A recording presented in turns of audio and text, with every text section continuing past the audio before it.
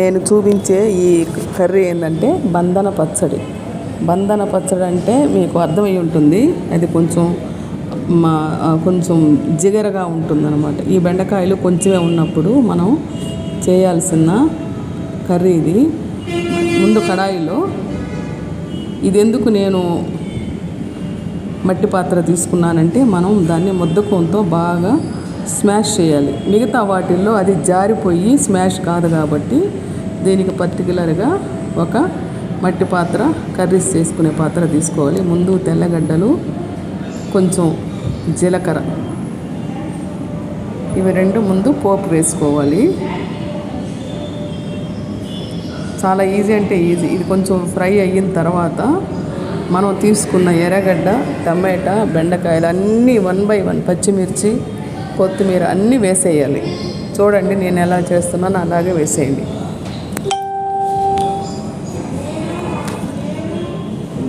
మొదటగా ఎర్రగడ్డ వేసాను, పచ్చిమిర్చి. ఇది ఆయిల్లోనే ఫ్రై అవ్వాలి, నీరు అసలు తాకకూడదు. చూసారు కదా.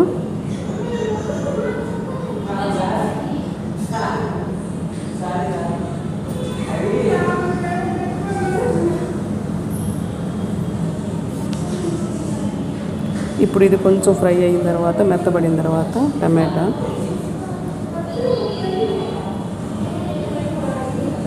కొత్తిమీర,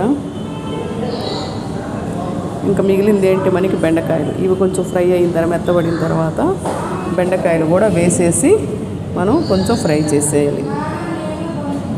లేత బెండకాయలు అయితే బాగుంటుంది, ముదిరి కూడా ఇంకా బాగుంటుంది. ఎందుకంటే చాలామంది ముదిరి పడేస్తుంటారు, అట్లాంటివి చేసుకోవచ్చు. ఇప్పుడు కొంచెం చింతపండు, ఉప్పు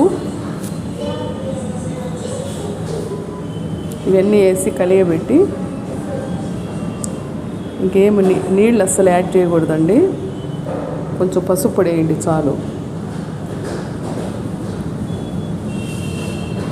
ఇది గట్టిగా మూత పెట్టేస్తే ఇది బాగా మగ్గుతుంది, ఆయిల్లోనే మగ్గుతుంది అన్నమాట. చూడండి, మనం మూత పెట్టేయాలి. బాగా మగ్గిన తర్వాత ముద్దకం అంటారు కదా, పప్పు గుత్తి అని ముద్దకం అని అంటారు కదా, దాన్ని తీసుకొని బాగా ఉడికిపోయింది, ఆయిల్లోనే బాగా ఫ్రై అయిపోయింది. పప్పు గుత్తితో మనం ఇప్పుడు దాన్ని స్మాష్ చేసుకుంటాం.